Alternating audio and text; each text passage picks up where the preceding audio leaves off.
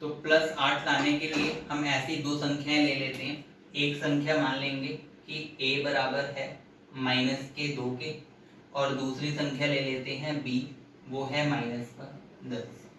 अब इन दोनों का अंतर करना है तो लिख लेंगे, इसलिए a - b बराबर a का मान रखना है, कितना आ जाएगा -2, और यहाँ से b का मान रखना है और निकाल करना क्या है आपको, अंतर। अंतर मतलब कि घटाना है, तो घटाने के लिए माइनस का चिन्ह, और b का मान कितना है -10, तो आप यहाँ पर लिख पाओगे -10। अब इसको अगर हल करें तो हल करने पर -2 रहेगा वैसे ही, और माइनस क्या होता है, प्लस, तो यहाँ पर आप लिख पाओगे +10।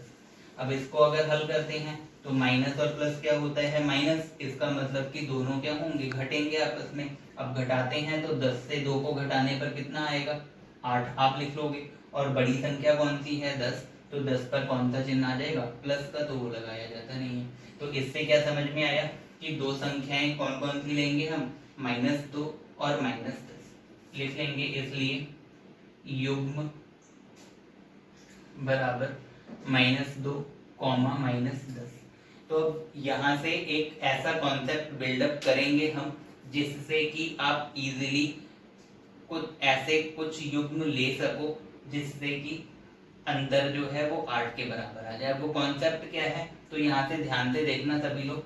हमने दो संख्याएं लिया, एक -2 ली और दूसरी क्या लिया, -10, और एक मतलब पहली संख्या जो है वो -2 माना और दूसरी संख्या को क्या माना है, -10। ऐसा क्यों किया, क्योंकि हमें अंतर करना है। अब अंतर अगर करा गया तो यहाँ पर माइनस और माइनस क्या बना, प्लस बन गया, और प्लस बनने की वजह से ही यहाँ 8 पर कौन सा चिन्ह आया है, प्लस का 8 आया है। तो ऐसा कॉन्सेप्ट माइंड में सेट करके चलना है जिससे कि हम आंसर ला सकें। तो प्लस का 8 लाना था, इसलिए छोटी संख्या -2 लिया को पहली संख्या माना और -10 को दूसरी संख्या माना गया। अब आइए सेकंड पार्ट पर चलते हैं। तो सेकंड पार्ट में लिखा गया है, एक ऐसा ऋणात्मक पूर्णांक और एक धनात्मक पूर्णांक युग्म लिखिए। तो अब एक पूर्णांक लेना है, वो कैसा होना चाहिए, माइनस के चिन्ह के साथ, और एक धनात्मक पूर्णांक लेना है तो वो प्लस के चिन्ह के साथ, जिससे यह चिन्ह का योग -5 आ जाए और उनको आपस में हम जोड़ें तो जोड़ने पर उत्तर जो आए वो -5 आना चाहिए। तो -5 लाना है तो इससे समझ में क्या आना चाहिए कि चिन्ह हमेशा कौन सी संख्या का लगता है, तो बड़ी संख्या पर जो चिन्ह होता है। इसका मतलब कि जो ऋणात्मक संख्या होगी या ऋणात्मक पूर्णांक होगा वो हम बड़ा लेंगे और जो धनात्मक पूर्णांक होगा वो हम छोटा लेंगे। तो यहाँ से मान लेते हैं कि एक संख्या a बराबर जो है ऋणात्मक लेनी है तो उसको आप लिख लो -10, और दूसरी संख्या हम ले लेते हैं b बराबर, लिख लेंगे यहाँ पर, माना a बराबर कितना है, -10, और b कितना है, 5 के बराबर। अब इन दोनों को आपस में अगर जोड़ें तो लिख लेंगे, इसलिए a + b बराबर कितना आएगा, तो a का मान रखो आप -10 प्लस b का मान कितना है, 5, तो यहाँ पर आप लिख लोगे 5। अब माइनस और प्लस होता क्या है, माइनस मतलब घटाना है, तो यहाँ पर आप घटाओगे 10 से 5 को तो 5 बचेगा। बड़ी संख्या पर कौन सा चिन्ह है, माइनस का, तो यहाँ पर चिन्ह कौन सा आएगा, माइनस का।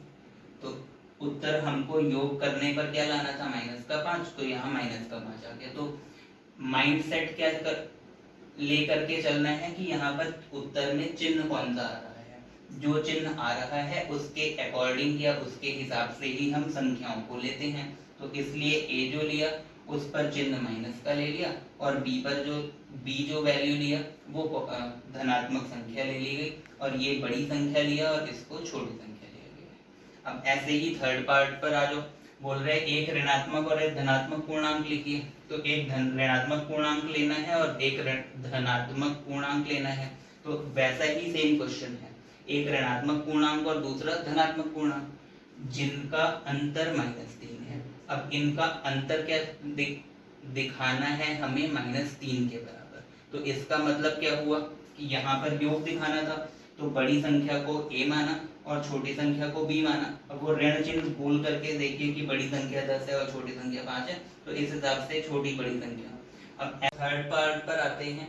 थर्ड पार्ट में क्या लिखा गया है, एक ऋणात्मक और एक धनात्मक पूर्णांक लिखिए जिनका अंतर -3 है। तो अब एक ऋणात्मक पूर्णांक लेना है और दूसरा धनात्मक पूर्णांक लेना है, तो हम लिख लेंगे, माना एक संख्या a है वो ऋणात्मक लेनी है, तो एक संख्या को ऋणात्मक ले लो -1, और दूसरी संख्या धनात्मक लेनी है तो b बराबर लिख लेंगे +2 है। अब इन दोनों का अंतर करके देखते हैं, इसलिए a माइनस b बराबर, तो आप लिख लोगे -1, बीच में चिन्ह कौन सा है, माइनस का, और b कितना लिखा हुआ है 2, तो यहाँ पर 2 लिख लेंगे। अब आगे अगर हल करें तो माइनस और माइनस क्या होता है, प्लस, इसका मतलब 1 और 2 आपस में जुड़ेगा और कितना आ जाएगा 3, और बड़ी संख्या पर कौन सी है, तो 2 है, और 2 पर चिन्ह कौन सा है, माइनस का, तो यहाँ पर -3 आप लिख लोगे। तो यहाँ से क्या आ गया कि दो संख्याएं हमने लिया, एक ऋणात्मक है और दूसरी कैसी है, धनात्मक, और उन दोनों का अंतर क्या आया है, -3 के बराबर आ गया है। तो यहाँ से लिख लेंगे, इसलिए युग्म बराबर क्या हो जाएगा, -1, 2 लिखा जा सकता है। ये आपका उत्तर आ जाएगा।